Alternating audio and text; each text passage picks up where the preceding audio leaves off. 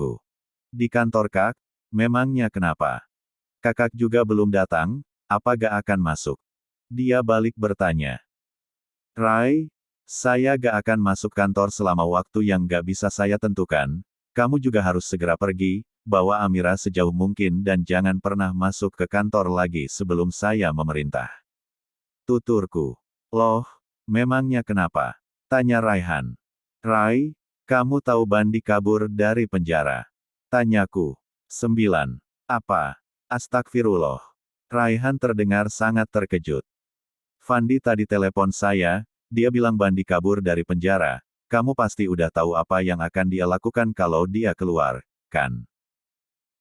Tentu saja membalas dendam kepada kita, jadi saya minta kamu segera pergi dari kantor, pulang ke rumah dan bawa Amira ke tempat yang gak diketahui oleh Bandi, sembunyi di sana selama Bandi belum tertangkap. Baik, Kak. Terus gimana saya Kak Fandi dan Laila? Apa mereka juga sudah punya rencana untuk pergi? Sebaiknya kamu ajak mereka juga, tapi mungkin gak akan bisa pergi terlalu jauh, karena Laila baru melahirkan, dan bayinya gak boleh dibawa terlalu jauh. Pastikan kalian benar-benar sembunyi tanpa diketahui Bandi, untuk saat ini hanya itu yang bisa kita lakukan, demi menyelamatkan diri dan melindungi orang-orang terkasih yang kita miliki. Kalau gitu kami akan pergi ke rumah lama Kan Mikak, rumah peninggalan Abi dan Umi, mungkin di sana kami akan selamat, karena Bandi gak tahu tentang rumah lama kami. Baik, saya rasa itu ide yang bagus, tapi kalian harus tetap waspada, kabari saya apapun yang terjadi. Ingat, jangan lengah meski kamu merasa rumah itu aman. Ya, Kak. Lalu, Kakak dan Natasha akan kemana? Tanyanya. Saya belum ada tujuan, yang pasti saya akan pergi sangat jauh, karena Natasha harus benar-benar aman dan hatinya damai. Baiklah, hati-hati di jalan Kak, kabari kami kalau kakak sudah sampai. Oke. Semoga Allah melindungi kita semua, ucapnya. Amin, aku mengaminkan. Assalamualaikum, ucapku. Waalaikumsalam, balasnya. Aku sedikit lega setelah memberitahu Raihan, setidaknya kami bisa sama-sama saling mengingatkan untuk melindungi diri kami, meski tak bersama. Bandi adalah orang yang kejam, sorot mata jahatnya saat itu sangat terlihat, menunjukkan bahwa dia adalah orang yang pendendam dan akan menghabisi siapa saja yang menurutnya harus dihabisi. Aku tak bisa membiarkan Raihan dan yang lain dalam bahaya, mereka juga harus bersembunyi dari Bandi. Kemungkinan-kemungkinan buruk bisa terjadi kapan saja selama Bandi belum tertangkap. Sayang, kita mau kemana? Natasha bertanya lagi. Entahlah, kita harus pergi sejauh mungkin, ke tempat yang gak akan ditemukan Bandi. Pastinya, jawabku, belum tahu akan pergi kemana. Mobilku terus melaju tanpa arah, entah kemana kami akan pergi, karena kami tak punya sanak saudara. Ke Bandung yuk, ajaknya. Aku menoleh sekejap. Bandung. Memangnya kamu punya saudara di sana? Tanyaku. 10. Natasha menggeleng. Aku pengen ke sana aja, kita bisa sembunyi di sana, supaya Mas Bandi gak bisa menemukan kita, jawabnya. Tapi kenapa harus Bandung? Kan banyak yang lainnya buat sembunyi. Aku heran, mengapa Natasha ingin pergi ke Bandung. Dulu, waktu bapak masih jadi sopir truk, kan aku sama ibu sama bapak tinggalnya terus berpindah-pindah tempat. Aku sempat tinggal di Bandung dan sekolah di sana selama 2 tahun. Waktu itu aku masih kelas 5 SD, kami tinggal di kontrakan yang dekat dengan sekolah. Bapak sering antar aku ke sekolah sebelum beliau narik angkutan.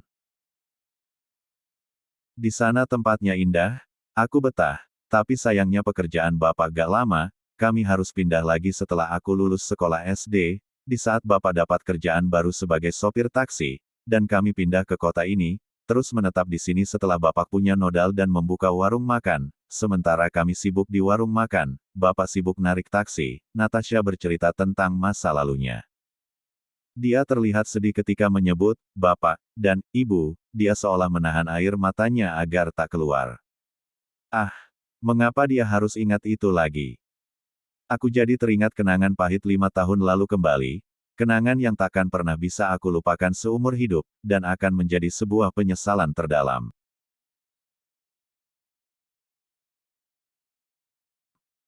Aku meraih tangan Natasha, menggenggamnya erat. Natasha menoleh padaku, aku tersenyum. Maafkan aku, ucapku. Kenangan buruk itu takkan pernah dapat termaafkan, dan aku hanya bisa meminta maaf terus-menerus seumur hidupku. Dia kemudian menyandarkan kepalaku di bahuku. Terima kasih, ucapnya. Terima kasih, karena kamu selalu ada untukku dan mencintaiku sepenuh hati. Aku akan berusaha melupakan semuanya, tambahnya. Aku terharu, betapa sulitnya Natasha melupakan semua itu, namun dia selalu berusaha untuk melupakannya demi hubungan kami. Aku mengecup keningnya, tangan kananku masih fokus menyetir. Aku akan membawa kemanapun kamu inginkan, Asal bersamamu, kemanapun aku mau. Ibu, Bapak, maafkan dosa seumur hidupku ini, dan biarkan aku menjaga putri kalian sepenuh jiwaku. 11. Mobilku tiba di depan sebuah villa, yang terletak di tempat yang jauh dari jalan raya, di kota Bandung. Villa ini juga jauh dari pemukiman warga, aku rasa ini tempat yang aman untuk kami bersembunyi selama beberapa hari. Aku dan Natasha turun dari mobil, aku menuntunnya berjalan bersamaku memasuki gerbang villa. Villanya lumayan besar dan bersih, tapi sepi, seperti belum ada siapapun yang menyewanya dalam beberapa waktu ke belakang. Kami berdiri di pekarangan bangunan itu, menunggu pemiliknya datang menemui kami. Tadi aku sempat menghubunginya lewat telepon, dan mengatakan akan menyewa villanya selama beberapa hari ke depan. Dia berjanji akan menemuiku setelah aku datang, jadi aku menunggunya. Kebetulan sekali gerbangnya tak ditutup, jadi kami langsung masuk. Sayang, kok pemiliknya belum datang ya? Aku udah capek, pengen tiduran, bokongku panas duduk terus di mobil selama perjalanan, keluh Natasha, sambil memegangi bokongnya. Tunggu sebentar ya, mungkin mereka lagi gak ada atau mungkin lagi tidur siang, jawabku. Natasha mengangguk, dia mulai bersabar kembali. Aku merogoh saku jasku dan menghubungi pemilik villa, untuk memberitahukan bahwa kami telah sampai. Kami disuruh menunggu, dan dia akan segera datang. Tak berselang lama, seorang lelaki parubaya datang menemui kami, tubuhnya gempal dan rambutnya dipenuhi dengan uban, dia menyambut kami dengan sangat ramah. Mari masuk, ajaknya. Aku dan Natasha mengikuti langkahnya dari belakang, memasuki villa. Kami berdua melirik ke sana kemari, memperhatikan setiap sudut bangunan ini. Jika biasanya di dalam film-film horor villa terkesan angker, karena gedungnya yang sudah tua dan tidak terurus. Berbeda dengan villa yang akan kami tempati ini, bangunannya memang terlihat sudah lama, tetapi tampaknya selalu dipelihara dengan baik, sehingga bangunan ini tak meninggalkan pesan horor sama sekali, malah membuat kami terkesan, karena seisi ruangannya sangat bersih dan rapi. Beberapa lukisan tergantung di dinding, menambah kesan indah pada villa itu. Usai menunjukkan ruangan-ruangan di dalamnya kepada kami, pemilik villa mengajak kami keluar untuk melihat-lihat pemandangan sekitar dan fasilitas apa saja yang ada di villa tersebut. Kami diajak mengelilingi sekitaran pekarangan villa, di sana memang sangat indah, terlebih lagi pepohonan dan tumbuhan yang berada di sekitarnya sangat indah sejauh mata memandang, dan berhasil memberikan rasa sejuk saat kami memandangnya. Di halaman belakang villa juga terdapat sebuah kolam renang dengan air yang jernih, dan beberapa kursi. 12. Untuk bersantai. Aku rasa Natasha akan sangat senang jika berada di sini, setidaknya dia bisa menjernihkan pikirannya dan menghilangkan segala rasa stres dalam otaknya. Pak, maaf, apakah di sini nggak ada penghuni lain sebelum kami datang? Tanyaku kepada pemilik villa. Terakhir kali ada yang menyewa villa ini adalah bulan lalu, pasangan suami istri juga, dengan anak mereka, cukup lama mereka tinggal di sini, lalu kemudian mereka pulang ke kotanya. Setelah itu belum ada lagi yang menyewa villa ini, makanya saya mengiklankannya lagi, jawab pemilik villa. Aku mangut-mangut paham, pantas saja sepi, sudah lama rupanya, dari penyewa terakhir hingga aku yang baru akan menyewa.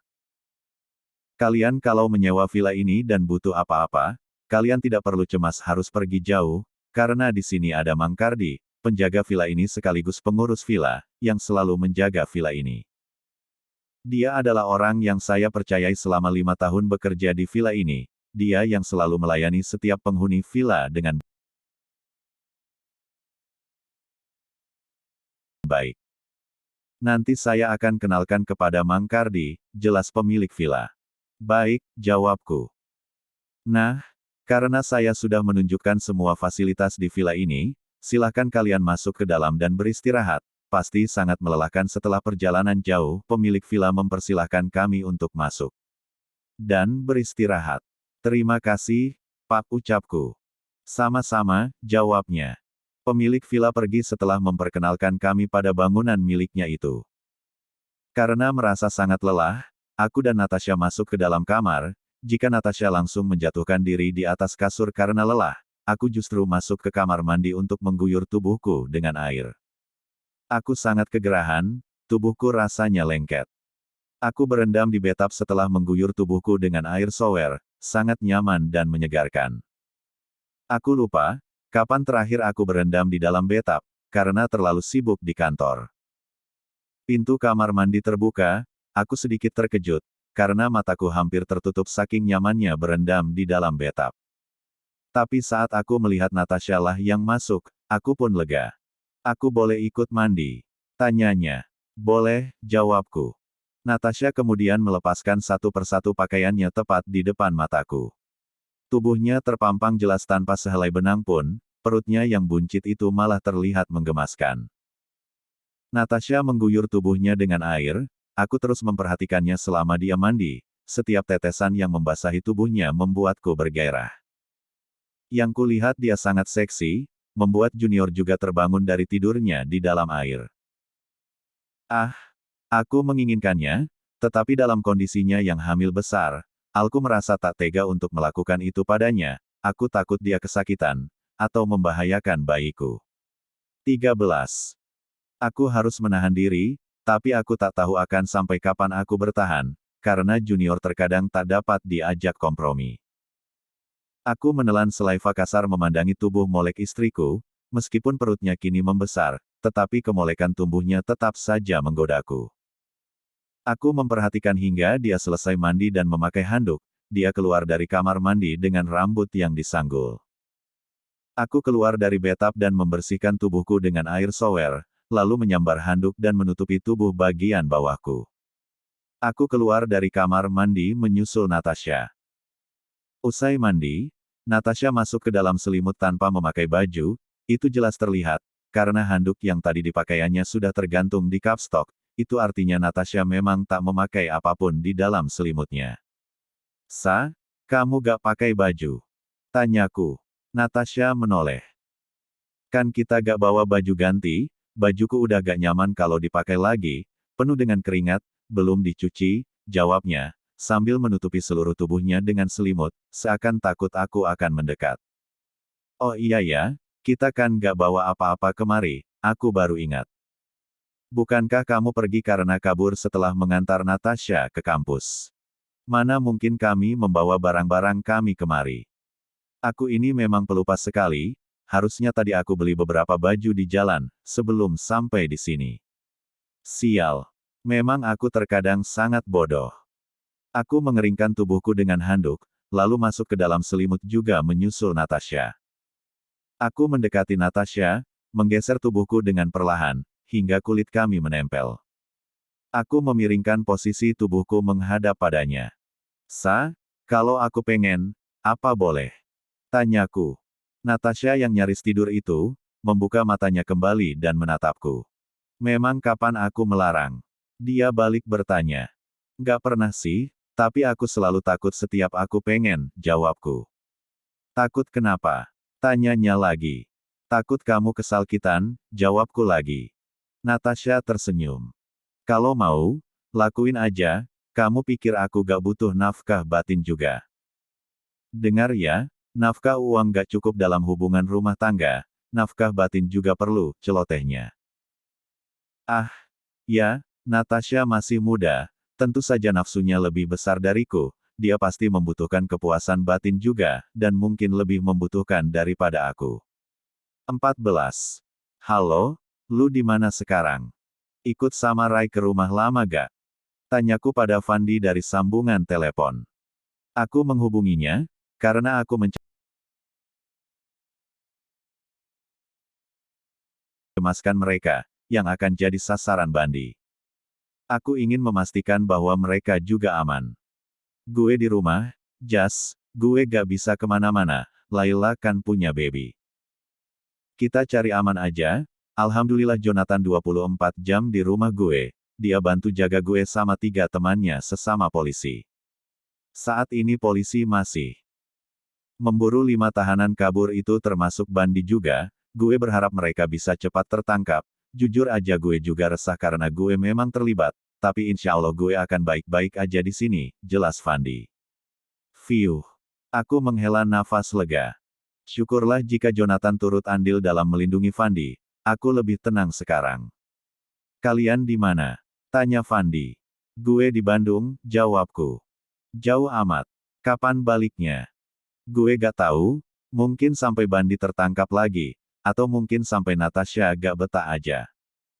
Buat saat ini gue pengen senengin dia, bikin dia rileks dan gak stres mikirin apapun. Kasihan dia menghadapi masalah terus di situ, dia lagi hamil, dan bahagianya dia juga berpengaruh buat baby gue, tuturku menjelaskan rencanaku. Oh, iya benar juga, Natasha memang udah banyak menghadapi masalah sih, kasihan dia. Maka dari itu, gue kayaknya gak akan balik selama Natasha betah. Soal pekerjaan, gue bisa minta Hanan dan Rahmat buat handle, karena Ray juga gak boleh masuk kantor dulu, Bandi pasti bakal kesana soalnya.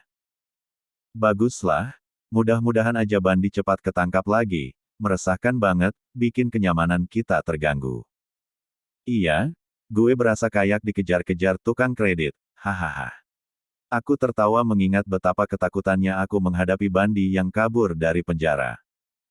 Yah, rasanya seperti di Uber-Uber tukang kredit yang dimana kita menunggak selama berbulan-bulan, hahaha.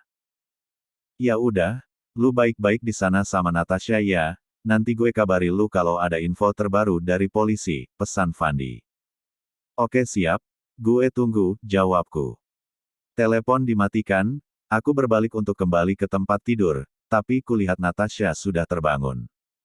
Dia duduk sambil mengucek matanya. Aku datang menghampirinya. Nyenyak banget tidurnya, ucapku. Natasha menatapku. 15. Aku ketiduran ya? Tanyanya. Aku mengangguk. Aduh sayang, maaf, aku kecewain kamu lagi ya. Aku harusnya layani kamu tapi malah tidur. Maaf, Natasha merengut meminta maaf padaku, dengan memegangi tangku. Gak apa-apa, santai aja, lagian junior udah tidur lagi, jawabku santai. Aku tak mau Natasha merasa bersalah karena ketiduran dan tak jadi melayaniku. Bukan apa-apa, tapi Natasha jika sudah merasa bersalah, maka dia akan terus bersedih, seakan takut aku tak memaafkannya. Gimana kalau sekarang aja? Aku siap kok, ajaknya. Natasha keluar dari selimutnya dan naik ke pangkuanku yang duduk di ranjang. Sebentar lagi maghrib, tanggung ah. Aku pengennya lama, aku menolak dengan halus. Tapi aku gak tenang kalau kamu belum puas. Aku merasa sangat bersalah. Aku lalai, rengutnya lagi. Kami gak lalai, kamu kan udah menempuh perjalanan jauh, kamu juga lagi hamil, kamu sangat kelelahan, wajar kalau kamu ketiduran, aku mengerti, jelasku. Maaf, sayang, ucapnya penuh penyesalan, dia menundukkan kepalanya sedih. Hei, ayolah, aku gak marah kok, aku gak merasa kamu lalai, aku mengerti keadaan kamu, aku menatapnya. Kuselipkan rambutnya di telinga. Dia menatapku, matanya berkaca-kaca. Hish, kenapa dia selalu begini? Aku bukan tipe pemaksa, aku mengerti keadaannya, dan aku tak mau dia merasa kalau aku marah karena dia tak jadi melayaniku. Kita bisa lakukan nanti malam ya, supaya durasi mainku bisa lebih lama. Kalau sekarang kan tanggung banget, bentar lagi azan maghrib, aku gak suka kalau harus sat-set, bujukku. Natasha mulai terlihat tenang. Kamu maafin aku, kan? Tanyanya. Iya, aku maafin kamu kok, selalu, jawabku sambil memeluknya. Natasha tersenyum kembali. Waktu sudah sore, sudah hampir maghrib, dan langit sudah mulai gelap. Suara Tonggeret juga mulai terdengar di pepohonan,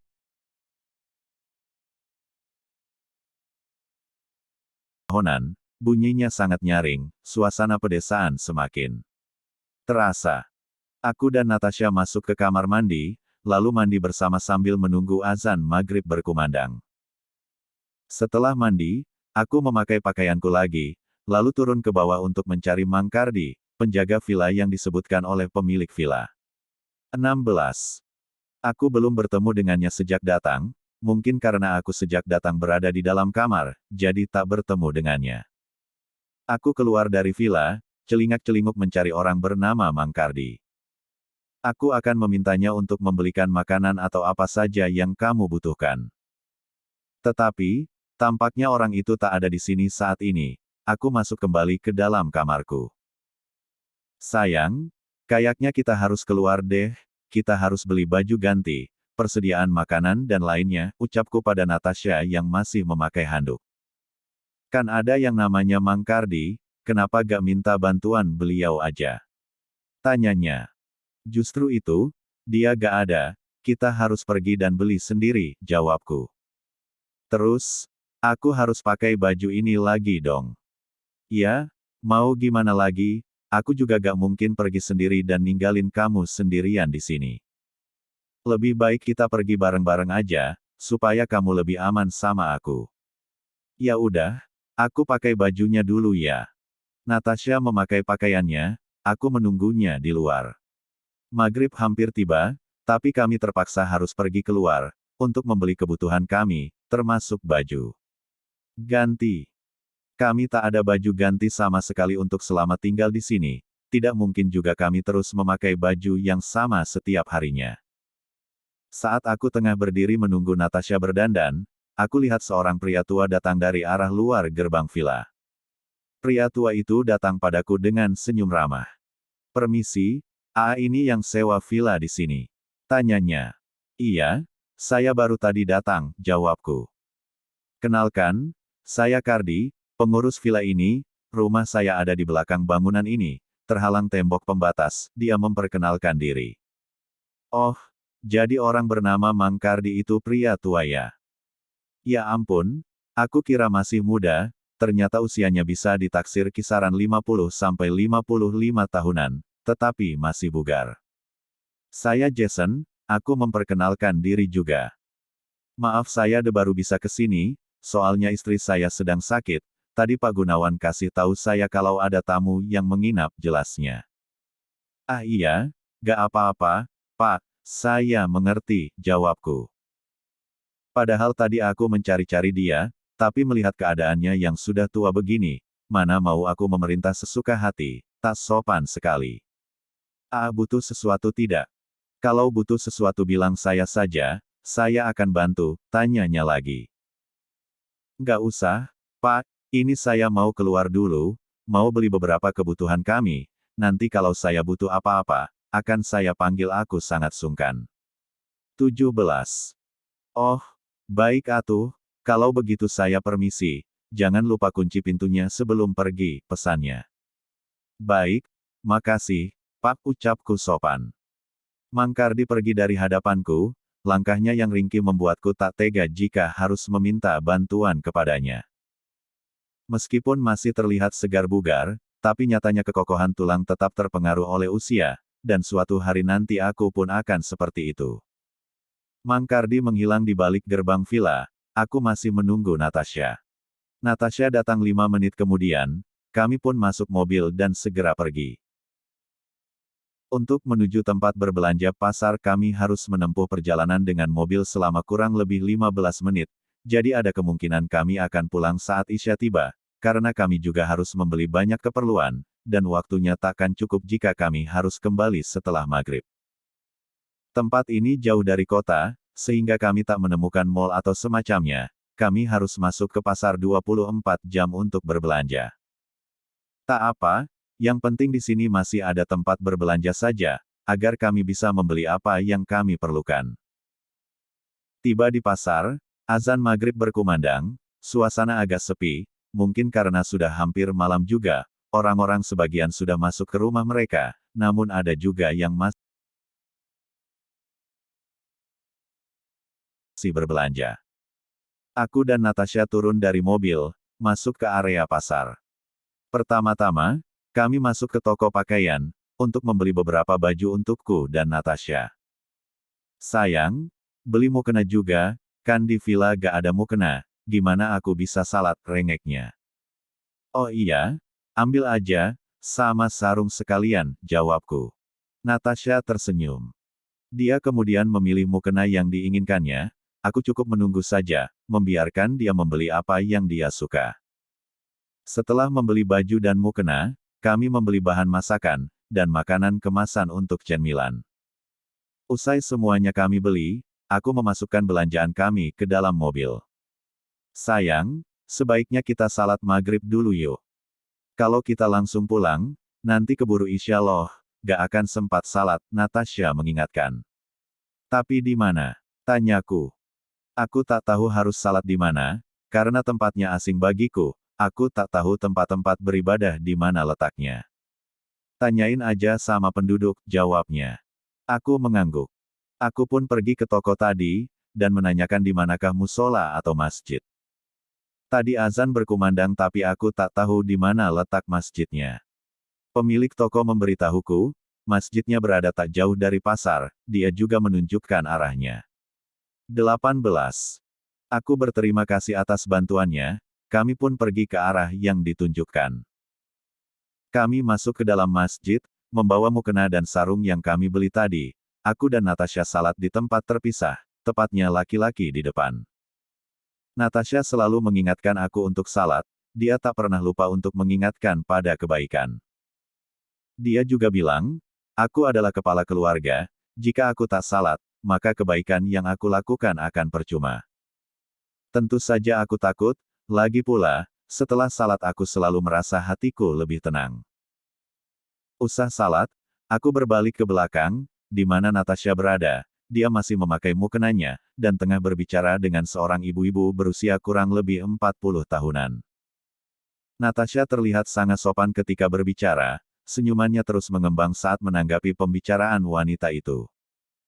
Adem sekali melihat istriku seperti itu, dia tak hanya cantik, tapi adab dan perilakunya juga baik.